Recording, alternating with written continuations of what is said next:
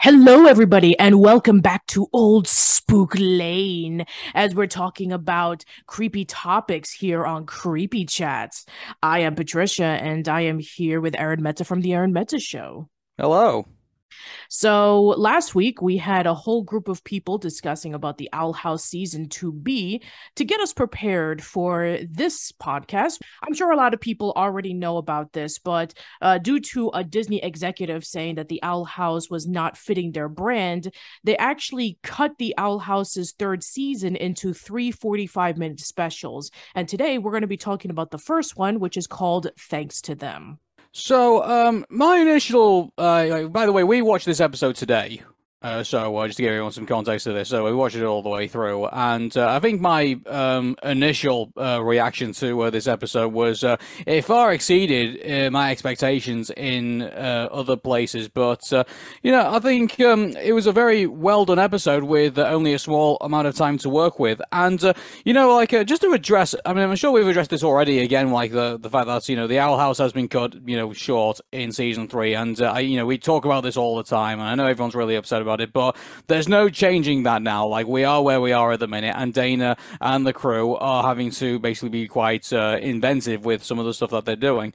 So, and dare I say, it actually has worked out pretty well in this case. So I think this is a good study, I think, in how do you make the most of a 46-minute episode, basically, for a show that has not very much time to wrap everything up in. And I think this episode does it very well. I think there wasn't a dull moment, was there, that we were, watching on the screen, pretty much. Something, every single segment seemed to have something happening in it.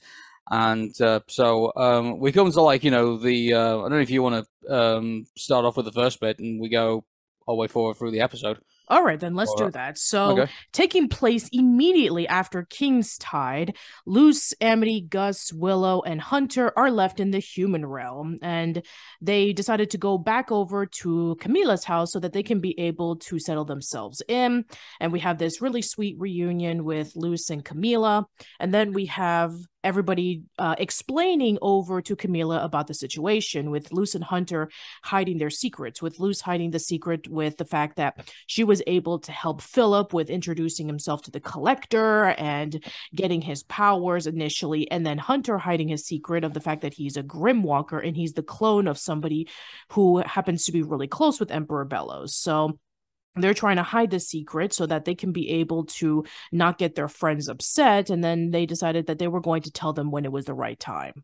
Yeah, I think a great way to start the episode off. I mean, it picks up from where it left off, and even if you didn't really pay attention to most of what's going on in the Owl House, at least the intro in this really picks you back up from at least a point where you can understand somewhat what's going on. So King right now is stranded with the Collector, and basically all of Luz's friends are also stranded in the demon realm, and these guys are basically on Earth. So it's you're basically up to what I dubbed the Hex Squad to finally make their way back again and try and make sense of everything that's just transpired. In the middle of that, you've got Camilla, who is herself, now initiated to the situation, but doesn't really have like a full understanding of what's going on and what these kids are going through at the minute. So there's that dynamic that's also at play as well. And also you have this bond now, which you would have thought was unheard of, at the very beginning of the show, between the beginning of season 2 of Hunter and Luz now in tandem, trying to figure out what's the best way going forward to keep our friends safe. Yeah, exactly. And so afterwards, we have this bit of a montage where we get to see Luz trying to get her life back to normal and helping her friends out, getting back into the demon realm. And then we have everybody else trying to get themselves adjusted over to the human realm, trying out new clothes and looking at the newfangled gadgets that the human realm has and trying to learn how to cook and trying to help out Camilla the best way that they could. I mean, it's pretty hard considering that she is a single mom and now she has to raise 5 kids. Well, technically 1 kid, 4 witches, and one basilisk. So, I mean, you have 6 people in total. And I'm sure that was really difficult for her, but she was able to take it in stride and being able to do the best that she could. And I'm sure that the moment that people just screamed was when Luz pulls out her laptop and then with a Windows Movie Maker presentation decides to show off that her and Amity are dating. Yeah. So, again, this montage, and I think is a bit bittersweet, I think, for many fans of the Owl House, because I'm sure there was a lot of people who looked at that montage and thought, that could have been an episode, and this could have been an episode, and that could have been a really important episode, and that could have been really important to the plot. But, again, we still have montages, and we can still, bullet point every single aspect that has been going on. By the way, what is going on here has been going on for the space of a couple of months from the looks of it. So it looks like it has been taking place like towards the end of summer and then making its way towards Halloween. Yeah, which is actually perfect considering that, it is that time of the season for us and it just so happens to be that time of the season for the show. Mm-hmm.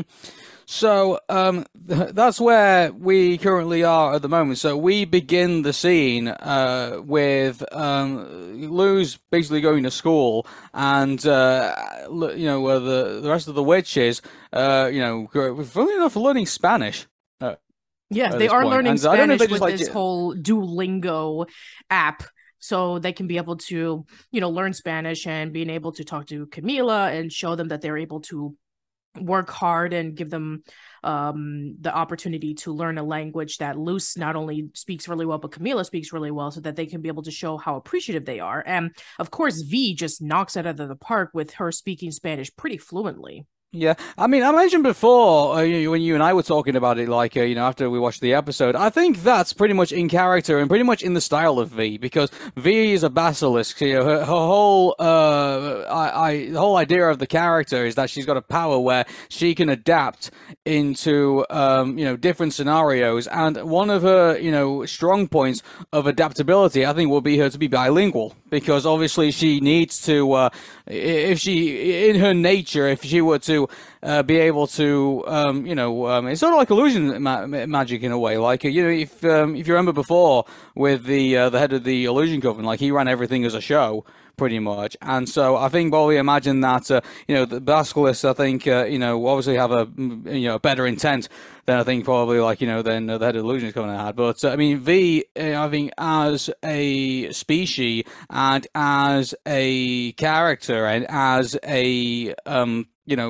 someone who has this power to do it, I'd imagine that one of her strengths would be to be able to also mimic other language. Well, not mimic other language, but basically learn other languages, and in order for her to blend into her surroundings, or be able to go in as another person if she feels like she's there in a pinch. So I think that makes sense to me, the fact that V has that ability to do that. And not to mention that she has been, exactly, and not to mention that she has been living in the human realm with Camilla for months, so she was able to pick up all of her mannerisms and being able to understand very, very well on what Camilla is saying whenever that she speaks Spanish in front of V, disguising herself as Luz for the first couple of months, and then of course going back into her real persona of V throughout the rest of the months. And by the way, V now has herself a new disguise due to the fact that Luz is now back in the human realm. Yeah, I was quite surprised. I mean, again, one thing I wanted to we got is that we had a reference to Amity being the top student at one point, you know, at the very beginning of the show, and now she's no longer that. Like, you know, at least don't know in Spanish anyway. But she makes a comment after the bilingual app makes V the top students that you know, Amity makes a quote saying that, you know, I used to be the top student, and it makes me wonder if they were going to go in that direction with Amity. Like, you know, she feels so out of place in the Earth realm that, you know, she's not, you know, before all of this, she was the top student. She was like, you know, on a roll, pretty much a hex side. And I thought maybe I thought maybe we were going to edge maybe towards her going a little bit backwards. Maybe like, you know, maybe she doesn't feel as appreciated as a character, I think, because of that. But surprisingly enough, we didn't go in that direction with her. And I thought, given the fact that they introduced that to us at the very beginning, I thought that might be a direction that Amity actually might go in, but she didn't. So. Yeah, exactly. There's a lot of deconstructing of the characters, but we'll get to that in just a moment. But finishing up with the whole montage that's going on. So, yeah, Luz is going back into school, and the class that she is at, it was talking about a book about heroes and about how the hero was able to sacrifice everything, but it turned out to be for the greater good, and it ended on a bittersweet note. And then she goes into this whole spiel I think I do apologize to cut you in mid-flow, but I think you've interrupted. I think you've missed a pretty important note that happened in the show before we actually get to that, and that is that we noticed that Flapjack has been pecking at the floorboards this entire time, and then while Amity was in I guess a monologue about going and venturing out into the human realm, because Luz and also Ida obviously did it previously, she then trips over a crack in the floorboard, and when she reaches under to the crack, she finds a mysterious box underneath the floorboard. And that mysterious box just so happens to have a map to possibly something leading over to a portal door. And so they decided that they are going to be exploring while Luz is gone at school, so that they can be able to figure out how they can be able to get themselves back home. And now we cut over to the school, and this is where Luz has her spiel about that the hero, maybe he shouldn't have been there in the first place, and maybe he shouldn't have existed because he caused a lot of trouble over to people. Basically just saying about everything that she went through while she was at the boiling aisles. And then I think because this is really important, actually, that we have this moment. I mean, it's over. I mean, here's the thing: like, it's played over the top, and it's played, you know, I guess I say hammy, I guess you could say, but I mean, that's Luz, you know, quite as we know in the show, and you know, she's going through this, you know, struggle at the minute of blaming herself for everything that's currently going on. You could hear that going on, you know, at the very, you know, beginning before we ended up into the intro, that you know, in the cold open, where Luz was saying that, you know, everyone's going to hate me because I'm the one who introduced Bellows to the Collector, you know, in the time travel episode. So, you know, that's where we are with Luz at the moment. And also, we noticed that she's still, you know, even though she's probably had these opportunities to, like, you know, fit in with other people at a school that she feels more comfortable at, even then she's been in that situation. She still doesn't feel comfortable, you know, in her own, well, what's supposed to be her own environment, pretty much. Yeah, pretty much. And then we get introduced to these two high school students who claim that they know about Luz and that she's really cool, and being able to stick up to the stereotypical stories about crusty old men and their heroic tales, and decide to invite her over to a Halloween hayride event that's happening over in the old Gravesfield, which is divided in from old Gravesfield to the current Gravesfield. Basically, old Gravesfield is the section of the town where it's celebrating its old lineage of back around the 1600s, when people used to have witch trials over there. And, you know, this is taking place in real life, where places like in New England, such as Connecticut and in Massachusetts, they do have some sections of their old houses from back in around the 1600s, where people do go over there for tours, and people go over there for reenactment days and stuff like that. So that part is true. Yeah. In regards to these two characters, I mean, do we ever get their names? No, we never get No, their yeah, names. that's the thing. Like, why? I was confused about their first appearance because I thought, oh, hey, like they just randomly appeared. They're new, and they seem to know Luz somewhat too well. I think at this point because if they're new, how did they know about the fact that Luz is does these like these elaborate Halloween costumes and stuff. So like I don't know if like they've seen like pictures around like either the school or something like that, but I don't know. It just seemed too obvious. I thought these guys were going to be like henchmen for Bellows or something, or maybe maybe like that maybe they actually are part of like the museum and Jacob's somehow involved. Yeah, exactly. I mean, if anything, I thought a good one, especially where we're going to tie into another character in just a moment. It should have been the two other kids that were alongside with the character we're going to talk about in a little later that V got to know in the summer camp. I think that would have been a nice way to tie things up together. Yeah, like, that's another thing as well. Like, there was obviously V had made friends at the camp, and these kids were also people who also went to school with Luz.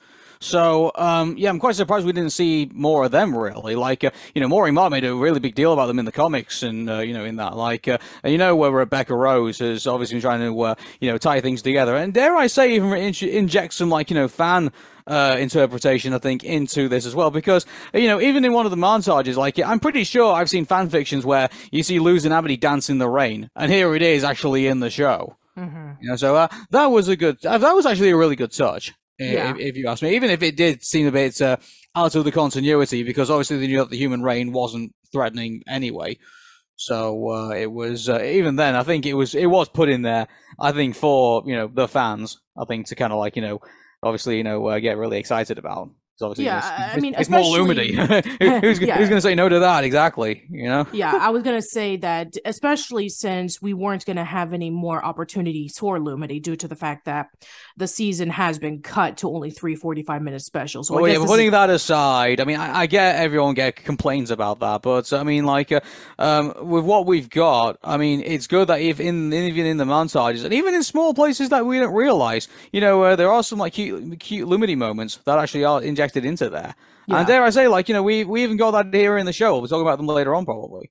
So. Yeah. Now, from what I understand on social media, the two students were based off of crew members of the Owl House. The guy was based off of storyboard artist Mike Austin, and the girl was based, well, I mean, the girl slash, I guess it is a guy, maybe he's non-binary, I'm not sure, but is based off of Bridget Underwood, who I believe is also a background artist and a director and such. So, yeah, I mean, I get that. It kind of reminds me of when we saw the last bits of the episode in which there were 4 prisoners that they were taken away and they were based off of a K-pop group. I get it, but I guess in the context of the storyline, it doesn't make any sense. Yeah. Anyway, so let's continue on. So we have them giving Luz the flyer, and then afterwards we cut over to, the rest of the gang trying to figure out, how we're going to be able to, solve this, this map, and how we're going to be able to solve the clues that are there. And so they go around into different parts of Gracefield so that they can be able to, figure out where they can be able to. Well, again, Patricia, you're skipping over another important bit. That is that when we get the car scene, and you got to pour your heart out to Camilla at this. Like, she's trying her like real hardest to she's even going as far as like saying, "Well, I don't have demon food, so I'm not entirely sure what I need to do." I mean, like, do they drink blood? Do they do this? Do they do that? I mean, Luz is obviously herself is not really recipient to that, because obviously she's still annoyed with herself for the fact that she's put everyone in. She still blames herself for putting everyone in the situation, in her mind. And so that's going along, and then they pass a crashed car, and the narrative that they're telling the police officer in that is that, oh, I think we hit a deer or something. And but the little girl who says, "Oh no, that's not a deer; it was a monster." And then we get the dreaded, cutaway to a animal corpse that looks like it's been dressed up in some way, with some of what we says is Bella's goop, dripping off the antler. Yeah, that's right. And we see throughout the course of the show that Bellows was able to get himself into a stronger form thanks to eating the animals that were wandering around in the forest, so that he can be able to get at least enough strength so he can be able to do the task we're going to be talking about in just a moment. It kind of reminds me a little bit of Harry Potter and the Philosopher's Stone, in which Voldemort, at his weakest state, he had to drink unicorn blood, in place of his servant, who I'm not going to spoil for those who haven't read the book or seen the movie, where he can be able to get himself stronger, just strong enough so he can be able to confront Harry and get the Philosopher's Stone, so that he can be able to have himself a new body and he can be able to have immortality so he can live forever. So it kind of reminded me of that a little bit. Mm-hmm. Anyway, so now we cut over to the scene I was mentioning about the montage, where we do have the rest of the gang trying to figure out how. I'm sorry to interrupt you again. There's another scene actually before that as well. Okay, continue. Right, so we then cut to Gus and Hunter, and obviously they now are going to have like I like this bit, like, they're getting more of a bonding session between the two. They're almost like brothers in a way, like, Gus being the smaller brother and Hunter being like, the bigger brother. And so Hunter's like trying to do work the sewing machine, and it looks like he actually has been taking lessons from sewing from Darius. So it's a good, reference to that from what I can see. Yeah. So Hunter injures himself on the sewing machine. So, by the way, this actually plays into the plot later on, and that is Hunter has to have his finger bandaged up, and so Gus helps out with that. And so, Gus actually asks about, Hunter's time in the Emperor's Coven, and if he was actually happy or not. Which I think, is something that, it's funny enough, I think, I don't think actually now, looking back at when we were talking before, I don't think Gus actually has many of the memories that, we thought he saw in Bellows when they had the first fight. Oh, here's the thing that I think is going to be happening. I think he knows, and I think he's waiting for Hunter to tell everybody about it. If he does, I mean, like, it seems to be. I mean, we'll talk about that later on. But if he does, like, he's got a very strange way of showing it.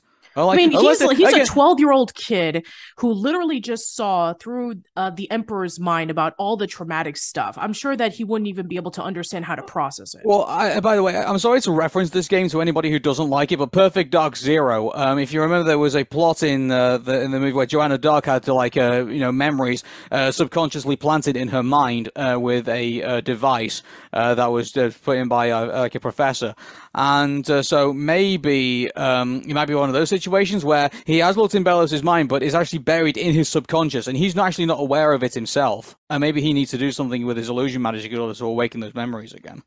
But I do think he knows something about Hunter that is not normal, because he introduces him to a book where it features various characters, including a clone of a character from another planet. And then he's like, oh, well, what happens next? And he's like, oh, you're going to have to read the book to find out, which is actually interesting, because this is something that we'll talk about in a little moment when we talk about Camilla. But this book was found in the basement. And this was a book that Gus was like really, really interested in reading, because it's like, we already know that throughout the first season, he wanted to become an ambassador to the human realm, and he wants to learn everything about humans. And so being able to pick up a book and reading about, the humans were really interested in spreading their junk around, even to the stars. And, this was like a strange concept to Hunter, but when they start reading it more and more, they have an idea about, this is what humans kind of like doing. And this is something that, he's able to really get himself into. I mean, they both are really, really into this book. Do you know what this reminds me of? Like the scene when Gus opens the closet and like there's all this like I'll just say Star Trek, what is it called, Constant Frontier or something like that? Yeah. Cosmic Frontier. Frontier. You know what it reminds me of? You know that scene in Hot Fuzz when Simon Pegg and Nick Frost are on the couch, and Simon's like, Nicholas Angel, he's playing the character, he's like, says, I don't know how to shut myself off, and then Danny then turns around and says, oh, well, I can show you how. And then he gets off the couch and just opens up the closet and shows, like, there's all these action DVDs that he has. Like, do you remember that scene? I remember. And, yeah, exactly. Like, and I'd love to see an animation where Gus and Hunter have that, and Hunter's like they're saying by the power of Grayskull. Like, Gus pulls out 2 DVDs, like, Bad Boys 2 or Point Blank. And like, oh, which one do you think I prefer? He's like, oh no, which one do you want to watch first? I'd love to see that. Like, it kind of reminds me of that scene in a way from Hot Fuzz. So that was a good mention if that was intentional. That is. Maybe it was, maybe it wasn't. But at the end of the day, this was something else that I really did enjoy seeing between Gus and Hunter, where they're able to become more closer as friends and being able to like something that they had in common. And we even got that great moment where Hunter was talking about that, even though being at the Emperor's Coven was really tough with not being able to interact with other people and basically being by himself on the weekends, he gets to go out of the castle and go into missions, which was his favorite thing. But the thing that he missed the most was finding out exactly who he was. And there's this bit of a hesitation on Gus where he was talking about that he missed his dad, and that I really do think that he knows something. But again, you may be right that it might be a subconscious thing, but I do think that he's waiting for him to tell him about that fact that he's a Grimwalker. Yeah, well, I'd be interested to see that conversation if it does happen, but I don't know. Like, well, we'll see. I'm sure we'll find out eventually if this conversation continues or not. So, yeah, sure. Yeah. Anyway, during that evening scene, we also get a bit of dialogue between Luz and Camilla, and we also get a dream sequence from Camilla as well. And funny enough, like, here's the thing about this before I get into all this. The original montage of Luz getting into trouble at school and everything like that? I thought this was all being told by the principal's perspective. I guess, like, he's being told through the perspective of the principal and probably a little bit through Amity, Luz, I thought. And, yeah, I'm getting my characters confused already. But, funny enough, like, in this montage, we get this very young Luz who finds the skin of a snake and announces, like, oh, hey, there might be a larger snake around here, and scares all the kids. And Camilla finds it hilarious. Which I thought, oh, wow, like, that's, I never really expected that from Camilla, from the very beginning when we're first introduced to the character. But then, here's the big kicker of this. I never expected to find out that Camilla actually was in the audience for the Romeo and Juliet tryouts for that. I thought it was something that was just going on during school time, Yeah. So, I thought she wouldn't have been there for that. But no, she was there in the audience when those things were going on with other parents, apparently. Mm-hmm. So, that was something else as well. And Camilla, on both occasions, when some people would make, comments saying that, oh, hey, making fun of her and thinking that she's way too over the top, Camilla actually defends her. Yes. In this. And I thought this really changes around the whole story that we had, or the impression that we had of Camilla, if you only watched the first episode.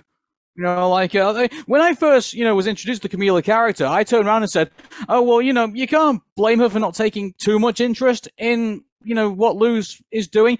She's probably a single mom. She is working probably, at the time I thought she was a nurse before she was a vet. And, I said to, we should pay tribute to nurses at this very point in time, because this was during the pandemic that, you and I were talking about this. And so nurses were going through an incredibly stressful time at that point. And so I thought, I had a lot of sympathy for Camilla when nobody else did. When I finally applied that context to it. Obviously, we learned a lot more about Camilla, come season 2, when the more explanation started getting put into a character. But this dream sequence was so important because it hammered in that Camilla in no way didn't want to put a dampener on Luz's creativity. Her, she wanted to be very liberal with how she, carried herself, amongst her schoolmates, in school activities, things like that. And she was actually a really, really supportive mother in all this situation, when it really flies in the narrative of some fans who didn't like her to begin with, and now I guarantee you in a good couple of weeks time when this episode sinks in to the Owl House fandom, I think everyone will have a very different opinion of Camilla after this. Yeah, absolutely. Especially since we do get to see the points in the montage where when Luz found the snake skin and everybody was like freaking out. And then Camilla was laughing. It's like, oh, she's called snakeskin pajamas. That's really funny. And then we have the parents of those kids that Luz scared off saying, like, oh man, who raised her? Wolves? And then Camilla's basically like, no, wolves are amazing parents. And then it cuts over to the trials, like you were saying. And then she said, oh, that's something that she definitely learned from her father. And then the other parents of the tryouts were saying, like, oh man, now it smells like lunch meat. She's really over the top. And then that's when, again, she defends her. Then we cut over to the principal where she was talking about that, hey, Luz is going through a lot of. Though? Like, yes, I mean, the principal. Is it? Like, I thought he was like some kind of like guidance counselor or something like that. Like, I thought he was like a shrink or something. He didn't. I might be wrong, but I mean, wasn't the principal like black in the? Or was I wrong about that? Well, I mean, you're right. The principal was black in the first episode. Yeah, he's not. But this isn't a black guy in this. I can see the back of his head. He looks Caucasian. He looks like he has white hair. Like, as far as I might be wrong about this, but he doesn't sound like the same guy. I guess that's true. Maybe it is. If anything, he looks more like a relative of Bellows. Maybe it is a counselor, or maybe it just so happens to be somebody else from the school. I mean, he has the school record of Luz, so talking about like her grades are inconsistent. How would a counselor know about that? I'm not sure. Like, I mean, unless it's the school counselor. Yeah, like, also on top of that, like, the way that, if you notice the way that this shot is done, this, whoever this character is, whether it's a principal, whether it's a counselor, whether it's like, maybe it's a vice principal, I don't know, someone obviously in the school authority, is obviously, he is shown as like this huge, overbearing figure, and, Camilla is almost the size of Luz in all of this. And it's like, this is one thing that I feel, you definitely know this is Luz's mother in this, Camilla, because, if you look through this dream sequence, the way that she defends her daughter, the way that she finds her daughter's antics hilarious, like, dare I say, like, she was probably, and also the fact that this guy who's overbearing on her also makes a reference that Camilla herself in her young age was bullied herself. Like, it's just like, this, Camilla was Luz back in the day. Yeah. So, like, and there's even more evidence to back that too, as we go later on into the episode. Yeah, I guess we could just say it right now, but the reason why that Camilla was so protective of Luz was because she went through the exact same things where, we even saw that the comic, the book series that Hunter and Gus are reading, those actually did belong to Camilla. And she was even embarrassed by it, saying like, oh yeah, you find weird things in basements, the things are full of surprises. And so, yeah, she was actually embarrassed with it. You can tell this is Luz's mom. You really can. Like, it's from the way that she conducts herself, from the way that, she is as a person. Even when towards the end of the episode, you could tell herself, even Camilla herself, even though she's a lot more older now, she still has that itch to take the chaotic route, like her daughter does. Mm-hmm. These two are two peas in a pod. Yeah. They really are. It's amazing to watch. Yeah, exactly. And that's another thing about this episode as well, the chemistry, and the storytelling and the characters. Like, how many primetime TV shows have we had, like, oh, the murderer did it, but he just did it for kicks? You don't, in shows like this, like, the storytelling is so poetic and is so well done. Like, the characters just mold into, able to interact with each other with just, perfect chemistry. And it works so well as an element. It's so well, it's so well written how they've done the mother-daughter relationship in this, and we'll talk about other relationships as well in this show as well, but I love how they've, even with the short amount of time that they have, like, they have tied this up so well between Camilla and Luz, where now they are exactly on the same page and they have exactly the same mission. Yeah, exactly. And I think that the reason why that Camilla was so hesitant of accepting Luz's, love of the Good Witch Zora and being like all weird and stuff like that, saying like, you need to apply yourself, is because she doesn't want her to feel the exact same pain that she felt. Exactly. But obviously there's that disconnect between the two at the time. And obviously I guess maybe Luz disappearing obviously has been not just a good thing for everybody else in the show, but also a good thing for Camilla as well. This is another thing about Luz, which is why we were so really rooting for Luz not to keep blaming herself for all the bad things that happen, because for every bad thing that happens, or 2 or 3 good things come out of it. And she's unfortunately unable to see that because she's so obsessed with just being feeling responsible for her negative actions. Yeah, exactly. So yeah, we'll continue more into that when we get over to a really crucial scene, but let's continue. So now we finally go over to that montage where the gang finally goes around town and tries to figure out about the scroll and finding about the map and the clues. And then they go to multiple places. They go to the magic shop, they go to the library, they go to see the giraffes, and then finally they go back into the historical society, which luckily Jacob is not there because he was fired, and in place is the girl from the summer camp.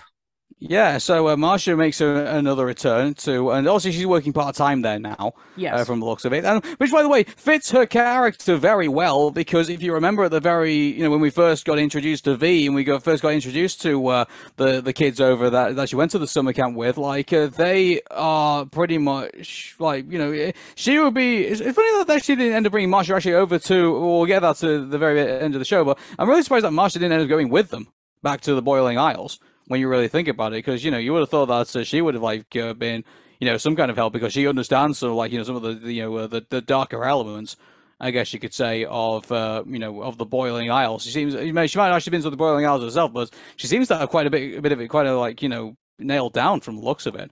Yeah, well, at least the historical parts of Old Gravesfield, to be precise. Mm-hmm. But yeah, it was really, really great to see Masha again and being able to help them out a little bit with giving them, a map and, brochure of the historical society, and giving them some clues regarding about how to be able to solve the Rubus with, okay, you have this symbol and it means this, and maybe it means that you have to either look for something, or you need to hear something, or you need to be at a certain place.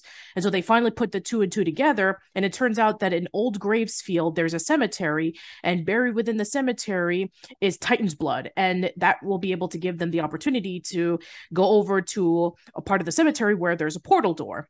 And so they decided that would be the next thing to do. But another important scene that comes in this is that V turns around to them and says that, you guys work so well together, you must have all been best friends forever. And keep this in mind, she had that conversation with Luz, why on earth would you have left the Boiling Isles? And, because, you had so many, you had opportunities to, make friends here and, do all sorts of things and things like that. And so V is under the impression that that's something that shouldn't be taken for granted. And so when she sees this interaction going on between Amity, Gus, and Willow going on, it's she makes the impression, she comes to the assumption that, oh hey, you guys must have been friends for forever.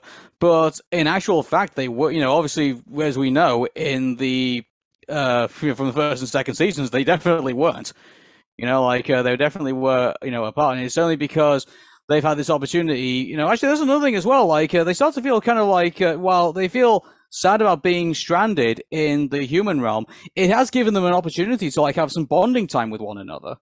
And exactly. So they pull out the scrapbook and they show all the stuff in there. By the way, I urge everyone to actually pause and actually go through the scrapbook, because there's so much stuff there, and I can understand some people are going to be pretty sad looking at it, because oh, this could have been an episode, that could have been an episode, yada yada yada. But the fact that we had the scrapbook and showing all the opportunities they've had to kind of enjoy the time that they've been there, before they actually have to go back, I think that was a good touch. Yeah, it was a really good touch. And again, just like we were saying earlier, that the reason why they were able to become as good friends as they were was because of Luz. I mean, we saw that in a way she was able to patch up the relationship between Amity and Willow, as we saw this in Understanding Willow, and also with because of that Gus became really good friends, and then also with Hunter, as we also saw earlier, that Hunter was basically the one who was Emperor Belos's top right-hand man. And then we saw in Eclipse Lake that him and Amity were, fighting off to get the key. And so they had a vendetta against each other. So yeah, they were all able to become good friends at the end, thanks to Luz's kindness and her passion towards being friends with people. Like I said, she's the classic, shonen protagonist where, you have all these people who start out as her enemies and then they all become best friends because of her. Mm-hmm. So we then get to the bit where she goes to where she's at the vet and with her mom, and she's still with her talisman egg to figure out what it's going to be, and so she's there drawing in a notepad, and she decides to draw a light glyph and puts her hand over it, and surprisingly it activates in the human realm. Yes. Which is wow, what's going on there? Yeah, exactly. So, because we saw this in the last episode of the first season, that the glyphs were not able to work when Luz was trying to fight off against Lilith. Well, they sort of did, and it was but the problem is that the Titan's blood, is probably not powerful enough to keep them going from where she was in the vicinity of the. It seems to me like the vet seems to be within the vicinity of the graveyard that the Titan blood seems to be buried in, from the looks of it. So I guess that's probably one explanation of why it somewhat works. So, so there's that. And then we get to the bit where Hunter realizes that Belos is still alive and has to keep Flatjack safe away from Belos. And then he goes to tell Luz that Belos is still around and he's hiding out in the in the old shack. So he then brings her over to the shack to try and fight Belos once again. But the thing is that he is not the same as he was when he was the Golden God. He seems to have lost a lot of his confidence. He's also very shaky as well. And so it's up to Luz to give that confidence back to Hunter. And funny enough, we actually get, a bit of the old Golden God back in this, which is really cool to think about. And but again, this goes back to Luz not realizing that she can bring out the best in people, and she did in that moment when she needed him to help fight Belos. Yes, exactly. And I think that, again, Luz is just too hard on herself, because we saw throughout most of the special that, she feels guilty about everything that she's done when she's overlooking the fact that she was able to do so much good with everybody. Yeah, but it's not done in a way where you get tired of it, It's more done in a way of you're still rooting for her to basically find her self-confidence again. Mm-hmm. And she subconsciously has it, but she feels like she's not aware of it. And even there's one bit at the very end of it where she says to Hunter that she considers him family now, and Hunter just starts weeping. Yeah, because it's the sweetest thing that you could say to him. Somebody who has not had a chance to have a real family around him. He's been in in an abusive castle, an abusive home. He was in an abusive castle for all this time, being the Golden God and doing all the dangerous stuff that he just kid shouldn't do. And now here he is finally in that where he's still trying to discover his place, but he finally feels absolute emotion and just crying with happiness when he feels like he's in a place where he feels accepted. Yes, and a lot of the time he feels like he has to fight for everything that he needs. And this will come back later. Yeah. So I think that we need to also bring up the fact that this was kind of hinted at earlier when Gus and Hunter were talking about, Hunter's time over at the Emperor's Coven, and that Gus notices that Hunter is smiling a lot more and that he really likes it because it genuinely shows that he's happy. And then we come back to that scene again with Hunter being with Luz trying to find Emperor Belos, and we get to see that scene where Luz tells Hunter, "Your family." And then he starts breaking down because it's basically reassuring once again that Hunter doesn't need Emperor Belos to feel like he's a part of something. He already is a part of something. Mm-hmm.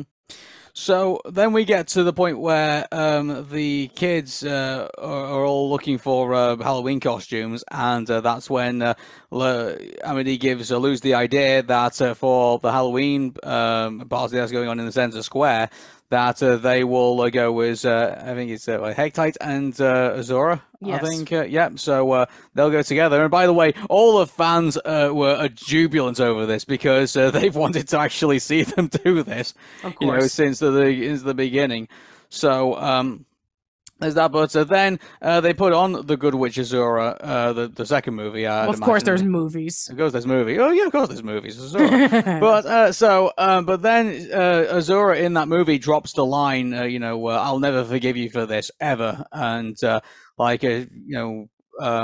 Luz, that triggers off Luz in that, and so she has trouble sleeping that night and decides to record a vlog of what she's going to do. However, they cut it off at that. Like she says, everything that we kind of said.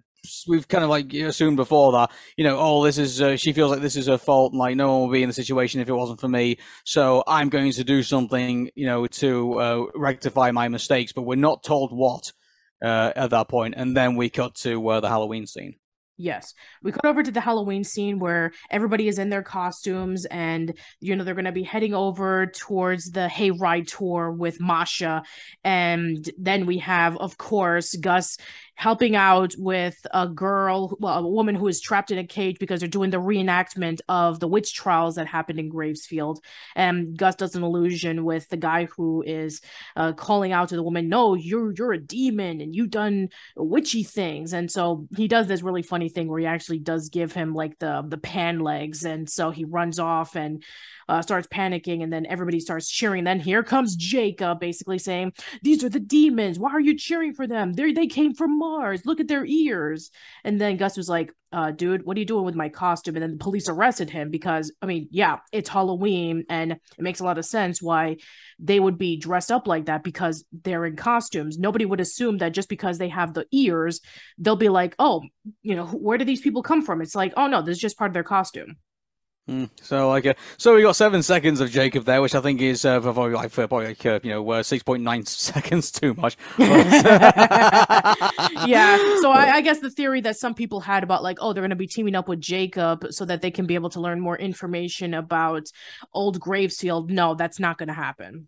Yeah, so which I think I did predict that. I thought we were going to see Jacob in some capacity, but obviously not enough to warrant too much in this episode, thankfully. Yeah, so we have Masha instead to tell the story about the Wittebane brothers, where it all started in 1613, and two orphan brothers named Caleb and Philip moved over to Gravesfield, and they became witch hunters. And then one day there was this witch named Evelyn who lured the older brother in, and the younger brother chased after him, and they were never seen again.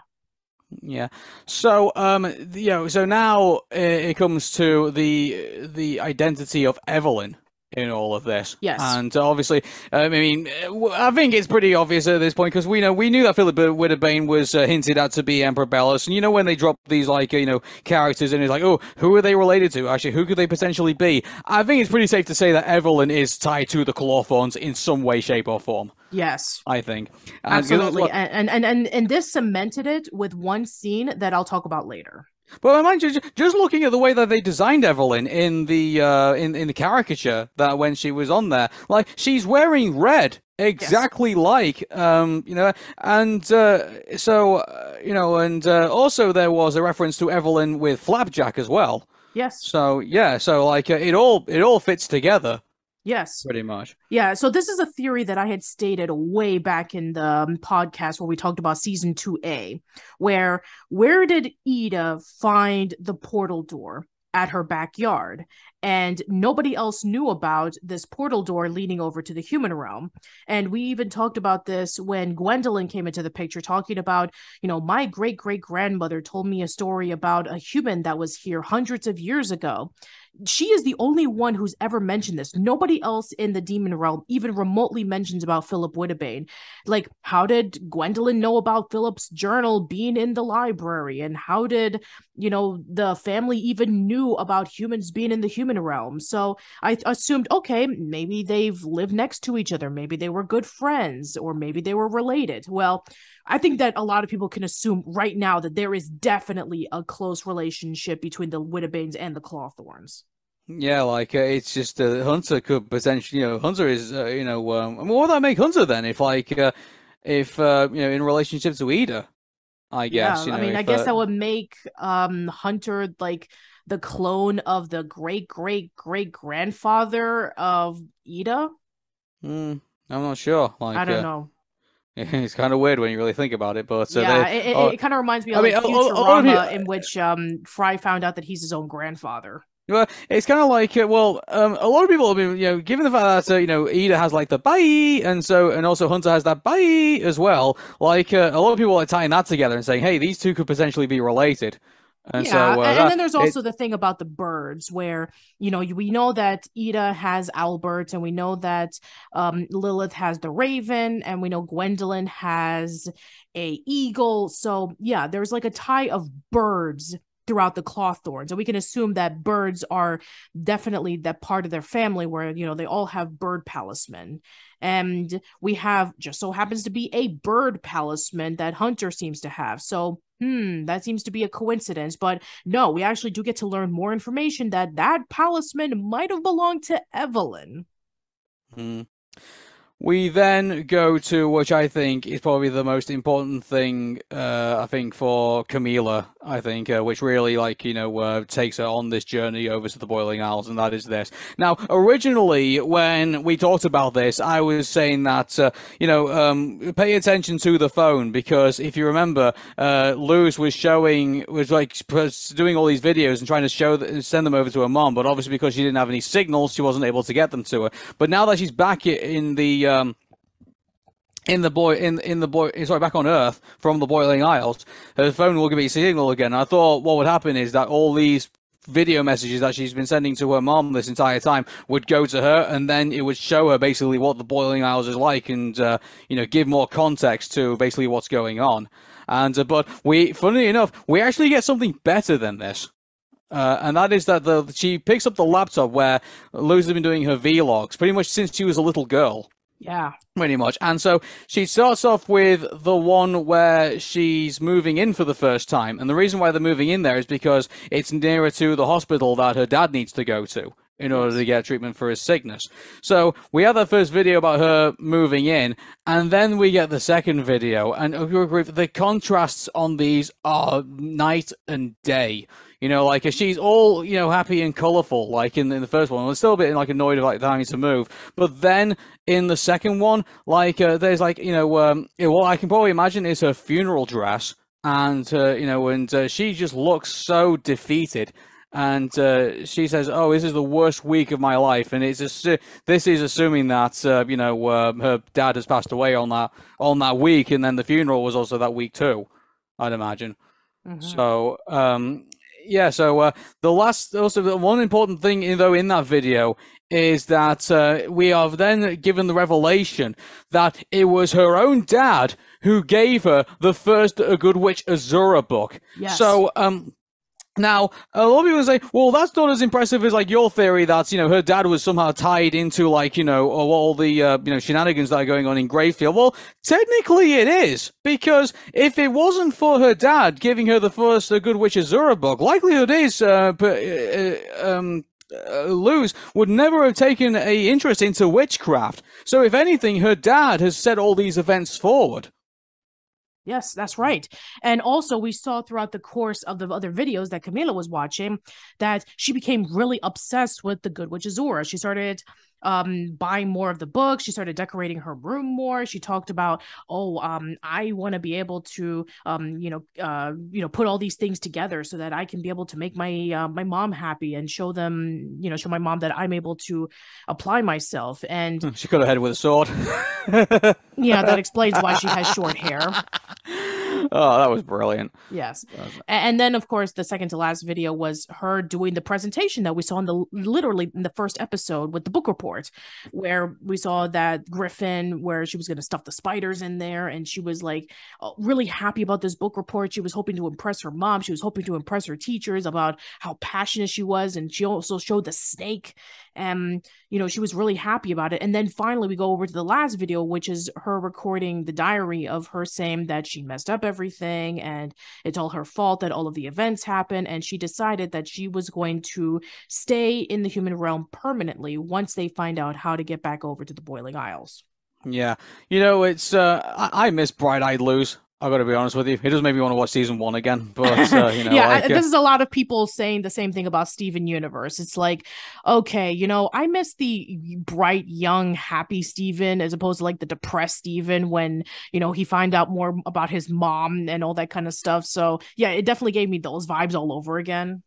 Yeah, it's like the same thing. It's like in recent years I've been seeing stuff like Adventure Time and Steven Universe, in which like the first season is always like the lightest and then it goes into a much more darker direction, and then you realize about that stuff has gotten a lot more serious, and then when you look back on the first season about how light and colorful and happy it is, it's just a massive contrast to what it was before. Yeah. So Camilla is now, you know, wanting to figure out where Luz and Hunter have gone after catching up with the rest of the guys. But while all that's going on, Luz is actually activating glyphs on her way to chasing Hunter for the Titan blood that's buried somewhere in the graveyard. And so that's going on. And there's a hilarious moment where V actually knows where Luz is actually going, because they didn't know where she ended up going. But she managed to find my iPhone pretty much on her phone, and actually tell us exactly where she was. So that was a good touch. Yeah, that was really clever for V to do that. Mm-hmm. Because I'm sure that if it was like a regular episode or something, they probably would have spent like maybe 1 or 2 episodes trying to find Luz and Hunter. But then it was like, oh no, I can just check it out on the Find My Phone, and you know, there's Luz over at the cemetery. And then we have her using the ice glyph to cross to the grave where Hunter is at, trying to look for the Titan's blood. And then we see Flapjack like cowering in fear of what Hunter has become because he was overtaken by Bellows. And then we do get to see more of the Bellows part of Hunter when he's completely taken over. I don't think we've actually mentioned this actually before, like, you know, spoilers everybody, but Bellows has taken over Hunter. And there's your nightmare fuel. That thing is pretty creepy, to be quite honest with you. Like, you know, the fact that, like, you know, Bellows has, like, just, like, you know, seeped through, like, a cut in his finger and, like, just completely, like, taking him over like the Thing. Like, it's just like a good grief. Yeah, this is Halloween, everybody. Yes, happy Halloween. By the way, Bellows lets slip in front of like all her friends that she was the one that helped him release the Collector and put all these events in motion. And then like a massive fight ensues, and then we get to the point which probably has to be the saddest moment in the show, and that is that Bellows grabs hold of Flapjack and crushes him in his hand. Yes. And yeah, like it's. Before, mind you, he looks like he's about to like absorb the talisman, but Hunter manages to fight it off, and so Hunter actually starts coming back in the body and starts punching himself in the face, which you know is would be hilarious if it wasn't for the circumstance, but. Yeah, and also the really nice touch that happened was that, you know, Bellows basically said, well, he was crushing Flapjack, goodbye, Evelyn, which again cements the fact that this was Evelyn's talisman. And I take it that Evelyn and Caleb were together, and that was when Flapjack notices what Hunter looked like, because he is literally the clone of Caleb, and that's how he was able to get into you know, finding him and eventually having him as his permanent talisman. Mm-hmm. So Hunter, with his last attempt, throws the Titan blood into the water, and then I guess Bellows can't swim because he dives in after it, but then just kind of like starts to fade away and just starts to drown. And, yeah, it makes you wonder, like, we saw that the whole grave was covered in water. Like it even said, warning, danger, deep water ahead. So I guess Hunter can swim, but Bellows can't? Yeah. Like, how was he able to get to the other side? I reckon he jumped. Sure. Yeah. I'll just say he jumped. That just makes sense. So. Okay, fair enough. So, we get this really, Camilla dives into the water and rescues Hunter and gets him out of there, and Bellows comes flying out of Hunter's body and grabs the Titan blood, smashes it on the top of the arch, and creates a portal door. And then runs back into it, which is kind of like, you came up with the theory that he's going back for the rest of his body, but I don't know, like, he's kind of like, well, why does he need to go back? Like, what's he try? I mean, he says one thing he says at the end of his monologue is that, I'm here to protect your souls or something like that, which is kind of like. I don't know what he means by that, but he's obviously trying to get rid of the other witches because, he believes it's his mission as a witch hunter to, get rid of all of them and, basically like purify the. But why would he go back? I mean, like, what's the thing he's gonna happen when he goes back and faces the Collector again? Yeah, he's gonna get himself smushed like the last time. He's gonna get nuked. Yeah, so. I'm sure that he's going to figure something out. I'm sure that there's a plan that maybe we're overlooking that we haven't even contemplated yet. Yeah. Okay, the next scene, this might shock quite a few people, but this wasn't as bad as I thought it was going to be. Because when I first saw this unfortunately, this screenshot leaked online because I think I can probably imagine that there's probably like an artist somewhere that's trying to like get a job and they just released it for like to try and like woo like other potential other employers, and probably that's the reason why that's kind of like come out. But this particular scene I thought was Hunter was gonna die and that his spirit was like gonna go up into the air or something like that, and like then it was gonna be like, oh hey, we're all out for revenge because we want to revenge Hunter's death. No, it's Flapjack that actually dies. Yes, that's right. And due to Flapjack, basically giving all of his, palisman energy over to Hunter so that he can be able to live again, we see Hunter having this really big scar on his face. Yeah, and also that his eyes change color too. Yes, they're now brown. I'm a real boy. I'm sorry, everybody. If I didn't make that reference, someone was going to. Yeah. But so now it looks like Hunter is actually mortal for the first time, I guess, and then also he's going through so much at the minute because obviously losing Flapjack must be horrible for him. Oh yeah, for sure.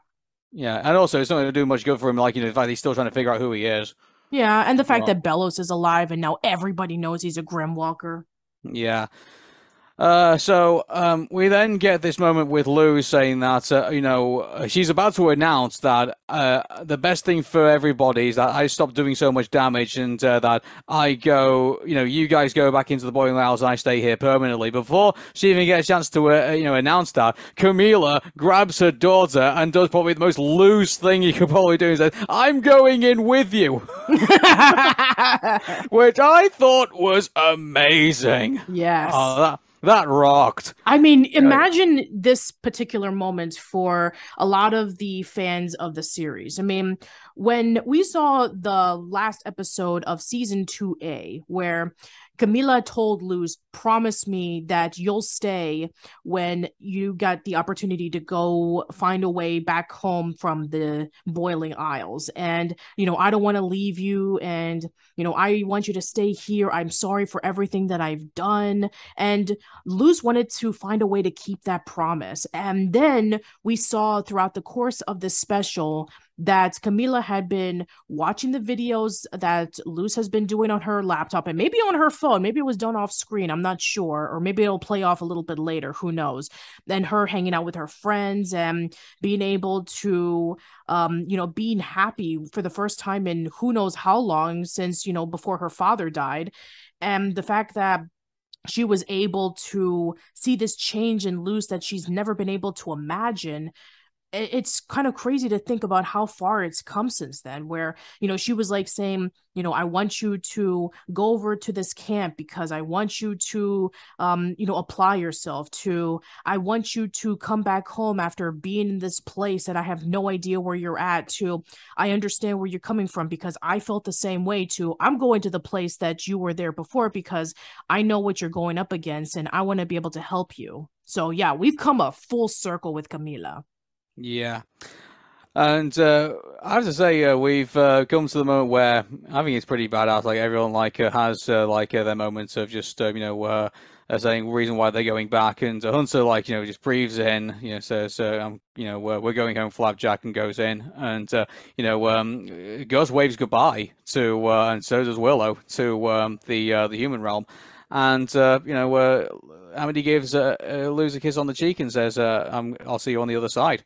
And then, everyone thought that Luz and Amity will go walking hand in hand into the portal, but I'm really glad it's Luz and her mom walking in hand, going into that portal. And then we leave on a wonderful scene. By the way, V stays around because she's going to keep up appearances while they're all gone. And she just calmly walks back to the car and realizes that Camilla still has the bloody car keys. What a great way to end that on. Yeah. And when you just think that's the end, we have even more in the credits. And not only is it showing that, also it shows that Camilla also herself is studying how to use glyphs. Yes. As well in that. So likelihood is she knows how to use glyphs going into the Boiling Isles. I'm going to love seeing that battle scene so freaking much. Yes. And I also have a major theory that bat that V handed over to Camilla is going to be a huge way of Camilla defending herself in the Boiling Isles. So I'm sure you guys already know this, but for those who don't, in the original concept art of the Owl House, when it was still on the stages of being a show, Dana Terrace drew the characters in their quote-unquote beta forms, which is basically a more darker take on the Owl House that we have now, where you have the characters as older teenagers, young adults, and they have much more darker designs of their outfits. And one of them was Luz, where looks like she's 18 years old, and she's wearing literally the same outfit that she's wearing in this special. And the difference is that she has a baseball bat, and the baseball bat is was her weapon. And there have even been some drawings of Luz using the baseball bat and surrounding it with glyphs so that she can be able to defend herself. So a lot of people are thinking that maybe this is going to be Camilla's weapon. So, thanks to them. It was an alright episode, wasn't it? Yeah, it was okay. I mean, I could have done without it. I mean, it didn't really deliver anything new that we haven't seen before. Yeah, but seriously, this episode should be studied. It really should. How can you put a lot into so little? It's so amazing how they've pulled this whole episode together with probably imagine a lot of pressure, and have actually presented something which, and I know this ends up being kind of tight, but one of the best episodes of the Owl House so far. Yes. And no doubt that's going to be subsided, all changed again when we get to 2023 and we get the other two episodes that come out that year. Yes. So I know that a lot of people are really, really anticipating for the other two specials, but you have to remember that the wait was worth it, in my opinion. And I'm sure that I'm sure that the wait will continue to be worth it in the next coming months, because there's still a lot of things that need to be revealed. Now that they're back in the Boiling Isles, how are they going to take down the Collector? More information about the Collector. Where's Ida and Rain? Where's Lilith? Where's Hootie? Where's King? Patricia, until we get to that point, I think we'll only just be speculating. So yep, I guess that's true. And we already did our theories in the other podcast, so you can listen to our thoughts of it until we go over to the other season 3 specials. But in the meantime, that is the end of Old Spook Lane Creepy Chat. So Aaron, once again, thank you so much for coming on by. Yeah, no problem. I love these episodes, so yeah, let's keep doing it. All right, so again, plug and promote your stuff. You can listen to me on Arun Mehta Show. So that's ARUNMEHTASHOW. I'm on arunmehta.show, and also you can listen to my show on iPods, Apple Podcasts, I guess you could say iPods. Who's got those in again?